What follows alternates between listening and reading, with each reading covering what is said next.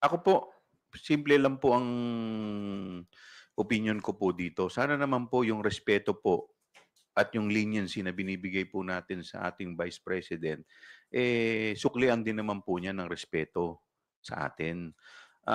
Yung mga tao po kagaya po ni Sergeant at Arms at yung mga personnel po dito po sa House Rep, ginagawa lamang po yung kanilang trabaho alinsunod po sa guidelines.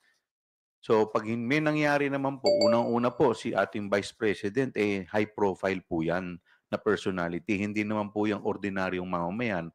'Pag may nangyari po diyan, sagutin din po nila 'yan. So, sana po, wala naman pong masama na makipagtulungan sa amin. Lahat naman po ng, as long as within the bounds of law ay, ibibigay naman po namin.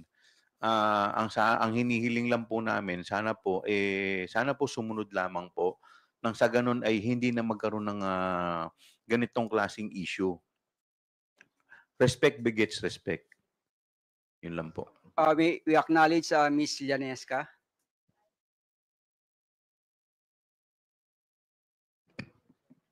Good afternoon po. Lines Kapantija, May News Online. Sir, what would happen if the Vice President chose to stay? What would be ano ba yung provided for by the rules of the House? Given such, in the event that there is a defiance on the part of the Vice President. Wala pong nakasaad doon sa House dahil nga po sa rules natin dahil nga I believe the House rules was made with the principle na tayo mga Pilipino ang pinaka most hospitable na mga mamamayan sa buong mundo na kaya po kung ano lang yung i-request sa atin, pinagbibigyan naman natin.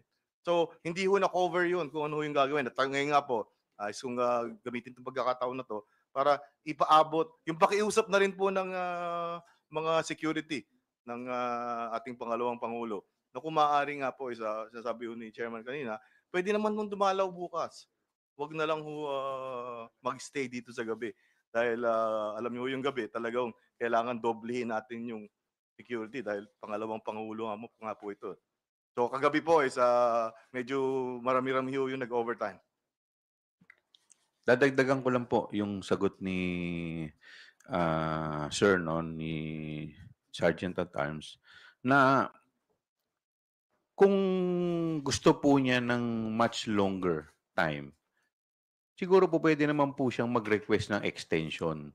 So, sa ako tingin ko naman po, kung reasonable naman po yung extension na hihingin, another hour or 2 to the max, wala naman po, pagbibigyan naman po natin. Pero sana naman po, 'wag naman po niya isagad kasi po it will parang hindi po magandang, precedent.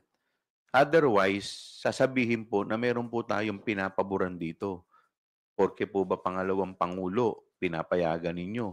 Papaano naman yung mga maliliit na tao? Yung mga ordinaryo na nakukulong po dito, hindi namin siyempre ang batas naman po natin dapat pantay-pantay. Ini-implement po natin 'yan, nakapuwesto ka po o hindi, dapat ang pag-i-implement po niyan pantay-pantay. 'Wag po sanang sasama ang loob ni Vice President sa ating mga staff, mga ordinaryong tao lang po 'yan, sila po ay nagpapatupad lamang ng kanilang tungkulin.